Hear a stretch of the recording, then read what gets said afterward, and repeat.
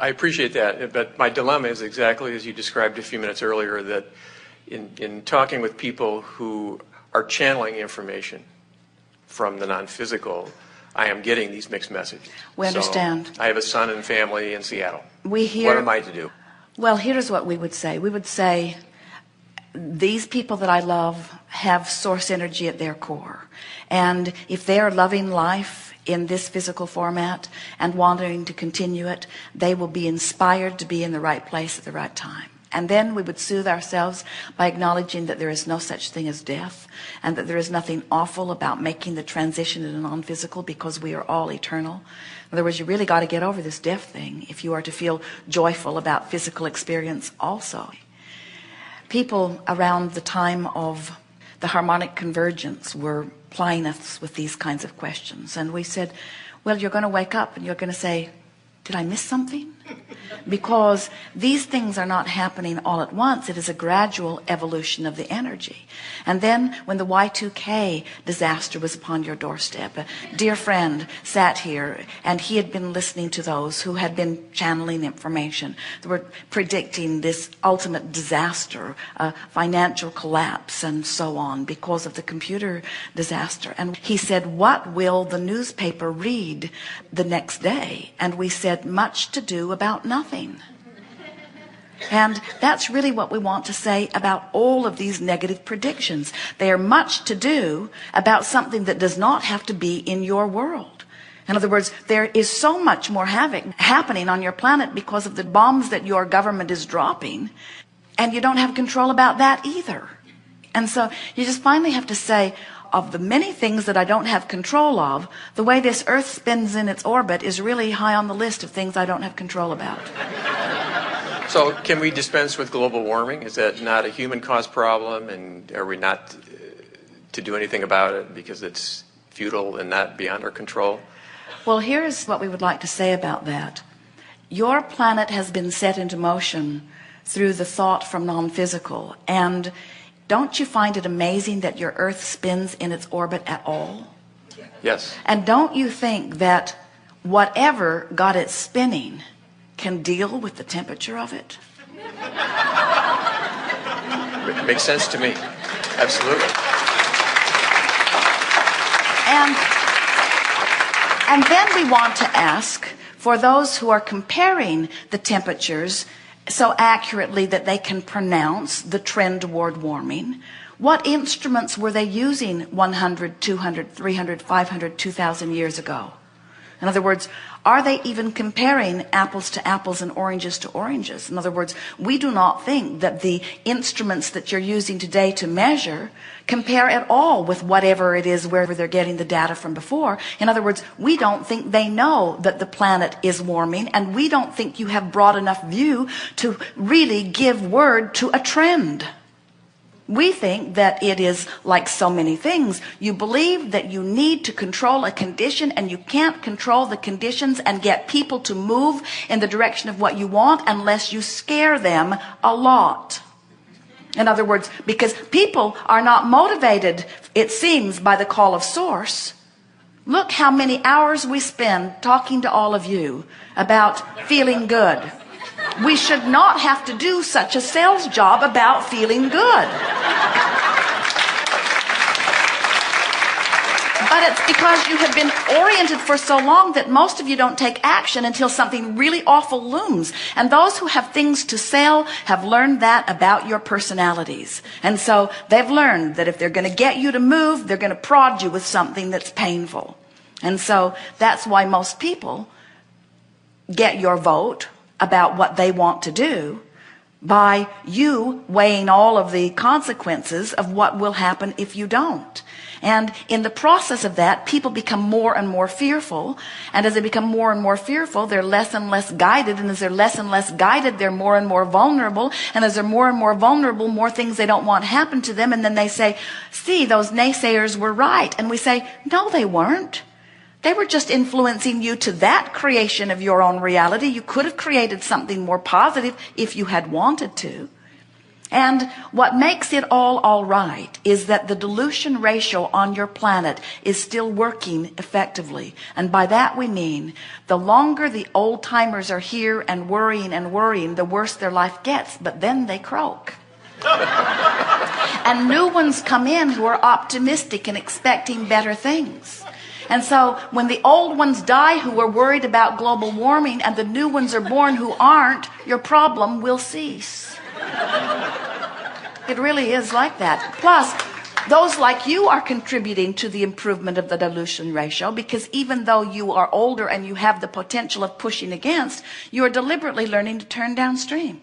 In other words, you're learning to control your own vibration. So your worlds are turning around for you in the midst of worlds that aren't necessarily going very well for others. Haven't you noticed that in times of trauma, there are always those who thrive? That in times of financial ruin, there are always those who do just fine. In times of famine, there are always those who eat. In times of sickness and drought, there are always those who drink and do fine. You are not a world that is living simultaneous lives in the sense that whatever is happening to all of you. You are vibrational islands within this environment, and you are living the results of your alignment, period.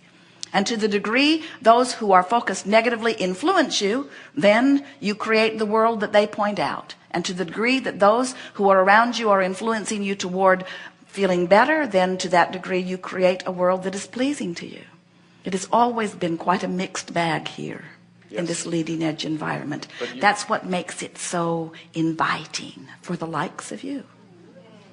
But you're saying that if enough people think those negative thoughts and envision those possibilities, that can influence the earth and that can...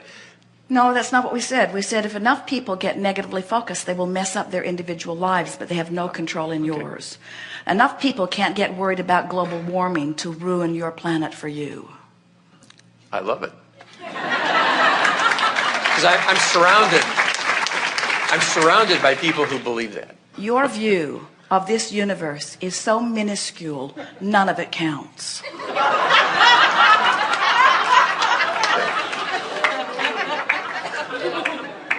Just like your view of your human body is so minuscule. That's why they call it practicing medicine. They have no clue what they're doing. It's surgery with a chainsaw is what all of it is. In other words, compared to vibrational alignment on a cellular basis, which is what you get when you line up with who you really are and what you want. In other words, the cells of your body have created their vibrational escrow too. And when you're joyful, you let those cells find the thriving that they want. And when you're ornery, you don't. And when you're ornery and you don't, and the cells are not allowed the alignment that they're asking for, then your physical body has a deficiency of some kind. And then you go to somebody outside of you who takes some awkward method and applies it to your body, usually throwing it more out of balance than bringing it into balance, and you call that medicine. And we call it tampering. We call it outside of the basis of that which is the essence of who you are. We want you to get in alignment with who you are and then take your action. And when you do, you'll discover that you have the ability in this body, on this earth, to continue to thrive in what we would call an indefinite experience. We can see no ending to it. And so we see no reason whatsoever to take some piece of information, no matter how well documented it is from other disconnected beings, and use it as the reason to disallow the well-being to flow to me right here in my body right now. We've seen this vibrational escrow. You see, the reason that we speak so powerfully about this is because we see the energy stream of that which carried you all here before your birth, and we know the well-being that was in that stream.